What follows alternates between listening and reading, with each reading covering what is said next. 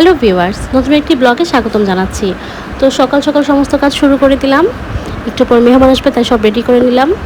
আর এখানে আমার শাশুড়ি মা দেখুন কত মজা করে একটা সেমাই রান্না করেছে। মানে দেখতেই তো কত ভালো লাগতেছে। এটা মানে এত সুন্দর একটা মিষ্টি গ্রান বের হইতেছে যে খাওয়ার জন্য আর তর্স হইতেছে না। তো এখন বাচ্চা পাখি চলে আসছে, আমার যত ননদ আর দেবরগুলা, একটু পর দেখাবো ওদেরকে। তো এদের জন্য সব কিছু ঠিকঠাক মতো বেড়ে নিচ্ছি। আর এখানে চটপটি রান্না করেছে আমার শাশুড়ি। চটপটিও কিন্তু খুব মজা হয়েছিল, আর সবাই তো একদম চেটেপুটে শেষ করে ফেলছে। তো এখন একটা একটা করে আমি বেড়ে নিচ্ছি।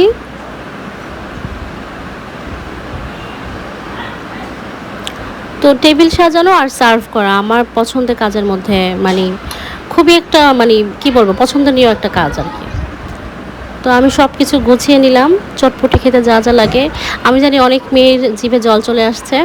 চটপটি তো আমরা মেয়েরা খুব পছন্দ করি,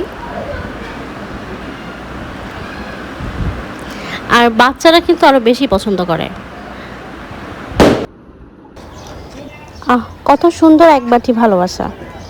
আর আমার শ্বশুরবাড়িতে একটা মেইন ডিশ হচ্ছে সকালবেলা চালের রুটি আর মাংস দিয়ে নাস্তা। তো এই তো মধ্যে দাদা শ্বশুর চলে আসছে। আর এই তো সেই আমার ননদ আর দেবরের হচ্ছে মেলা, এটার জন্য আজকে আইসক্রিম পার্টি দিয়েছিলাম। এদের নিয়ে আমার ঈদ খুবই ভালো কাটে। আর মাশাআল্লাহ সবাই ভাবি বলতে এক কথায় পাগল। আর এই তো আমি নিজের জন্য নুডলস রান্না করলাম। আমি চটপটি শ্যামাই কিছুই পছন্দ করি না, তাই নিজের জন্য নুডলস তৈরি করে নিলাম।